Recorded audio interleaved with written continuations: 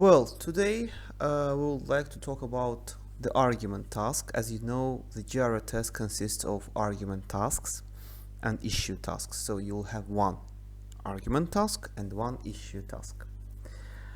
For argument tasks, you are given some sample argument and you are required to analyze it. There are different instructions for GRE argument tasks. Let's get acquainted with them. Here is the pool of questions on the GRE website. So, for example, you have the argument, you see, it states some situation, it states some problem situation, the proposal, something like this, and you are asked to do something. For example, you write a response in which you discuss what specific evidence is needed to evaluate the argument, and do you think that this evidence would strengthen or weaken the argument. So actually you analyze that, you assess the argument itself, and you find whether this argument is logical or not, and what extra information is needed, and how this information supports or weakens the argument itself. Well, we can have, for example, this one, or we may have the situation, but there are some questions that needs to be answered in order to identify whether this prediction proposal is logical or not. Okay, so it is also similar to let's say evaluating the argument, like finding the evidence that is required.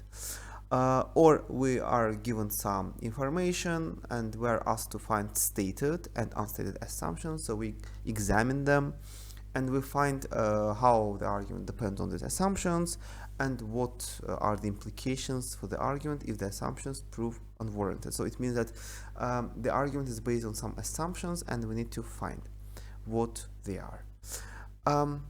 Let me show you a very simple, straightforward example.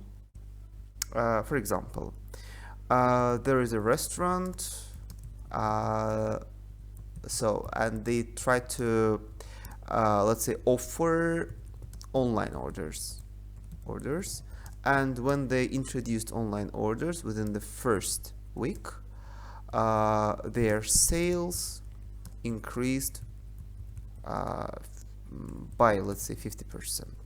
So if there were 10 sales, there were, let's say, 10 orders, now they are 15. And it said that let's focus on online orders and let's say invest in online orders and forget about the restaurant itself. So we may it means that the restaurant owner can reduce and cut off some employees, so staff reduction, and let's say staff reduction in restaurant and hiring, let's say hiring new employees for online jobs, so like delivery guys. Okay, so well, this is the argument. Our argument is based on the assumption that online orders let's say help to boost sales, and so logically we need to focus on online sales and forget about traditional sales. Okay, so the assumption is that because of online sales we need to forget about restaurant, we need to focus on online sales, and so on.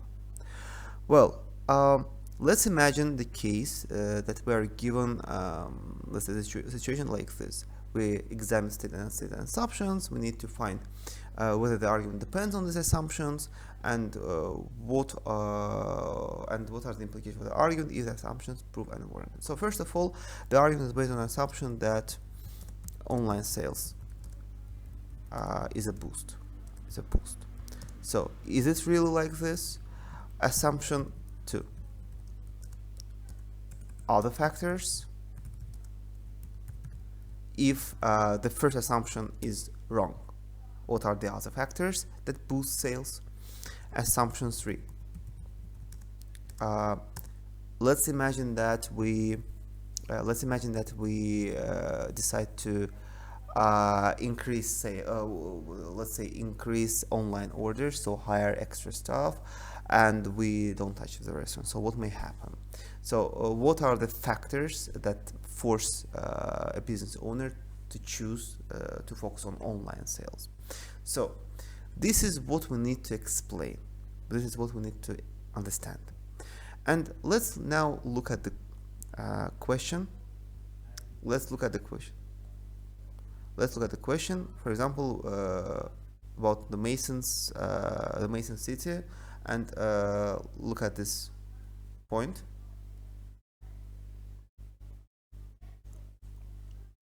So look, we talk about ranking water sports, and we talk about city for its pursuits. So we're talking about department that devotes little of its budget to cleaning and so on. So it means that we have problems with water quality, and it logically means that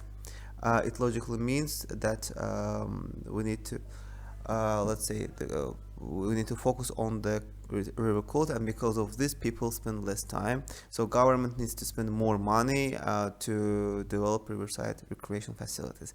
So here the point is that whether people really take into consideration the quality of water, and because of this the riverside recreational facilities are not developed, and because of the city budget, that little of city budget. So this is what we need to examine. Okay, now let's look at the sample structure.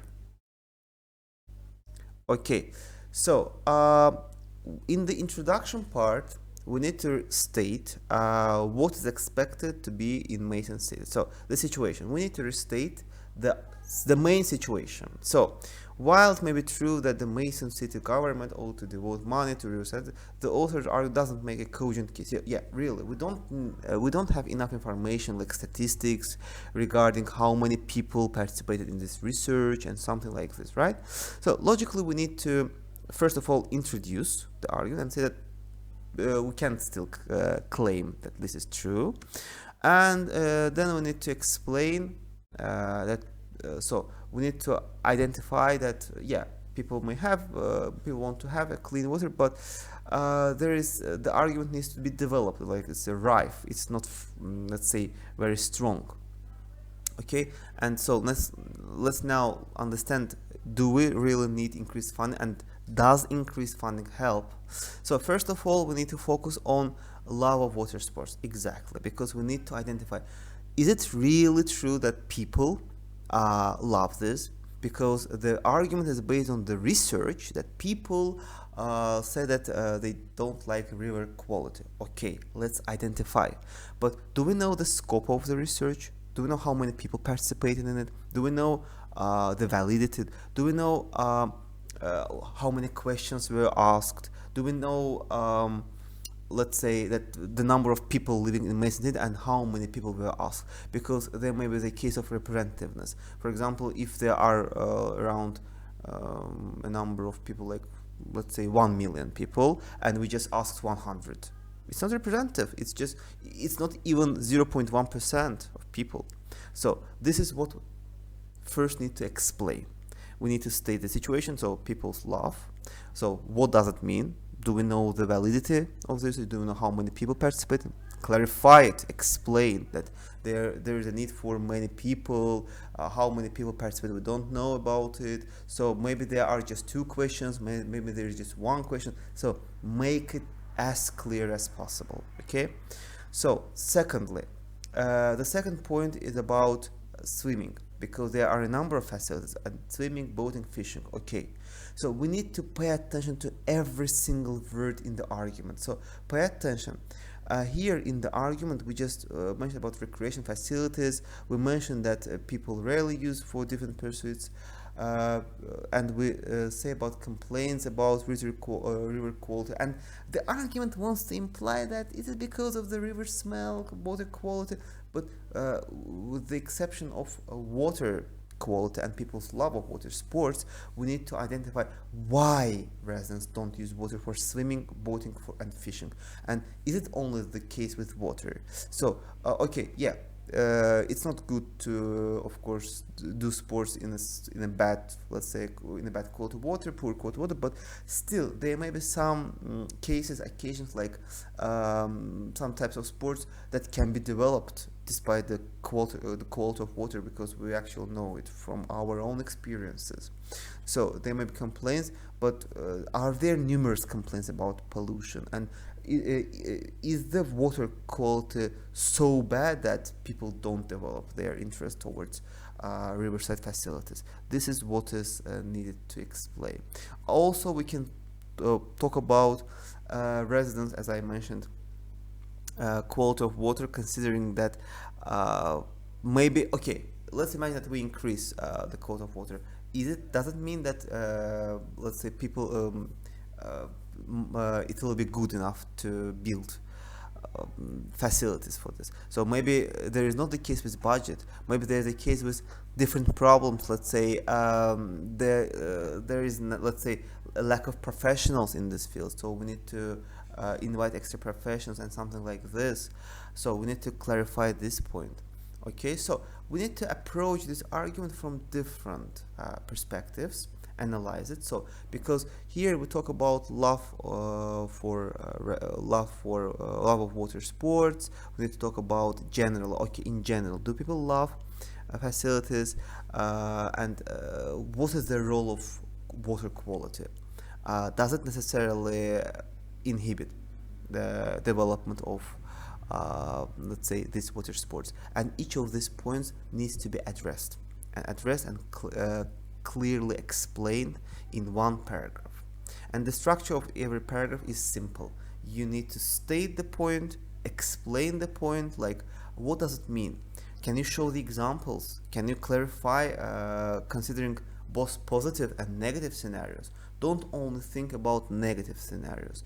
Also show the examples of really good scenarios. So talk about something positive. Yeah, maybe it's really true. Maybe water quality inhibits people, creates hurdles. But maybe no. Maybe people are not interested. Maybe the majority of people living in Mason City are elderly members, and they are less likely to, let's say, start doing some sports like swimming and so on.